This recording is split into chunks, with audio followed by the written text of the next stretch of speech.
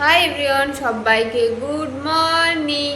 हम मालूम है तेरे बाप को मत सिखा। সো গাইস, আমি আবার আইয়া পড়ছি। তো সকালবেলায় ব্লগটা স্টার্ট করি, তো ভাবলাম যে যাই একটু তোমাদের সাথে শেয়ার করি সব কিছু। যে আজকে আমি এক জায়গায় যাবো, তো বাড়ির সামনে দেখি একটা বটগাছের মধ্যে বাদর আইছে। তো ওর সাথে আমি একটু মজা করতেছিলাম, অনেকক্ষণ ডাকছিলাম। ওর বোধহয় আমার থোবড়া খান পছন্দ হয়নি, कैसा लगा मेरा मजाक? তাই আমার এই ছাইরা চুইরা চলে যাচ্ছে। আমি বলতেছি না আমার ছাইরা যাস না, তাও আমার ছাইরা চলে যাচ্ছে। গাইস, আমি কি করুম? এই কষ্ট নিয়ে আমি তারপরে এক জায়গায় যাইতে শুরু করে দিলাম, এক জায়গায় বলতে একটা মানে গাজল দিয়ে যাইতে শুরু করলাম। তো এন্ডে দেখি আমার ভাই, তারপরে আরেকটা ভাই আইছে। তো ওই আবার আমার দাঁত মাত খেঁচকাই কুচকাই দেখাচ্ছে। তা ওরে কইলাম যে আমার চ্যানেলটা সাবস্ক্রাইব করে দে।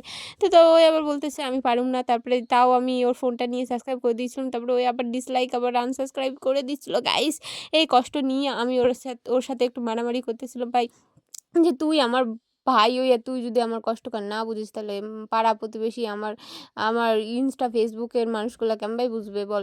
তো ওই বলছে কান্দিস না ভাববো দিদিতে, আমি তোরে আবার সাবস্ক্রাইব করে দিচ্ছি। তো ওই আবার আমার সাবস্ক্রাইব করে দিচ্ছে, আর আমার ভিডিও দেখতেছে, আর আমার এরকম ভাল লাগতেছে যে আমার ভিডিও দেখতেছে। তো ও বলতেছে বেশি হাসিস না, নাহলে হাসতে হাসতে তুই কাইন্দা পড়বি। তো আমি ওর আবার দাঁত মাত খিচকে ধরছিলাম, তো ওই আবার দাঁত মাত খিচকে বের করে দিয়েছিল। তো এই ভিডিও করতে করতে করতে তারপরে আমরা অনেকক্ষণ মজা করলাম। তো গাইস, ভিডিওটা আমার এই পর্যন্ত। Bye, tata. I don't even know if you can handle it.